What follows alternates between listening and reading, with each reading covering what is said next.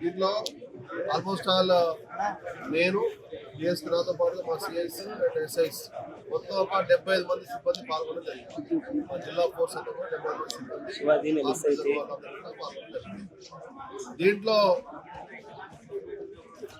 ఏంటంటే ఇప్పుడు వీటన్ని చూస్తే చాలా ఇర్రెగ్యులర్ వెహికల్స్ మనం సీజ్ చేయడం జరిగింది. ఆల్మోస్ట్ ఆల్ ఒక 60-70 వెహికల్ సీజ్ చేయడం, 60-65 వెహికల్ సీజ్ చేయడం జరిగింది. దీంట్లో ఏంటంటే ఉదాహరణకు మనకు మక్తలకు మన నారాయణపేట జిల్లాకు మనకు కర్ణాటక బార్డర్ ఉంది. ఉదాహరణకు ఒకటి చూస్తే ఒక వ్యక్తి కర్ణాటక రిజిస్టర్ అయిన వెహికల్ 10 సంవత్సరాల క్రితం కొన్నాడు, కానీ ఇప్పటి వరకు ట్రాన్స్ఫర్ లేకుండా అనమాట వెహికల్. ఆయన ఇంకా ఇప్పుడు అఫెన్స్ అయితే మళ్ళీ మన కర్ణాటక ప్రాపర్ డాక్యుమెంట్స్ ఉంటాం అనమాట. అలాగే హైదరాబాద్ నుంచి కొన్ని వెహికల్ కొంటున్నారు, ఆ వెహికల్ 2-3 ఏళ్ళు అయినా కానీ వాటి ట్రాన్స్ఫర్ లేదు.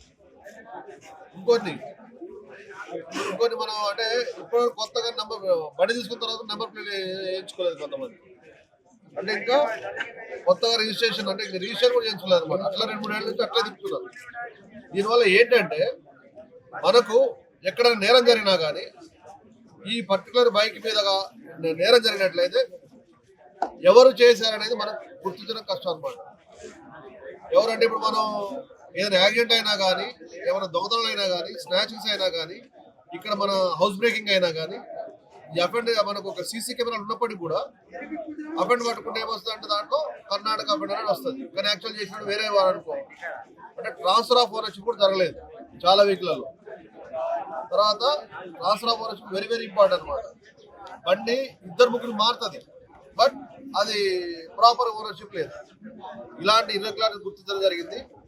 వీటన్నిటి కూడా మేము ఈ బండి కూడా ప్రతి ఒక్కరు వెరిఫై చేసి ఆల్ డాక్యుమెంట్స్ వెరిఫై చేసి మేము వాటి మీద తగిన చర్యలు తీసుకుంటాము. ఎంబీఆర్ ప్రకారంగా వచ్చిన ఫైల్ కానీ ఇంకా దానికి సంబంధించి కనుక ఇంకా వేరే థెఫ్ట్ వెహికల్స్ ఏమైనా ఇన్వాల్వ్ అయితే, లేకపోతే దాని మీద ఇంకా వేరే అఫెండర్స్ ఏమైనా ఉంటే వాళ్ళందరూ కూడా ఇన్సూరెన్స్ ఉండాలి.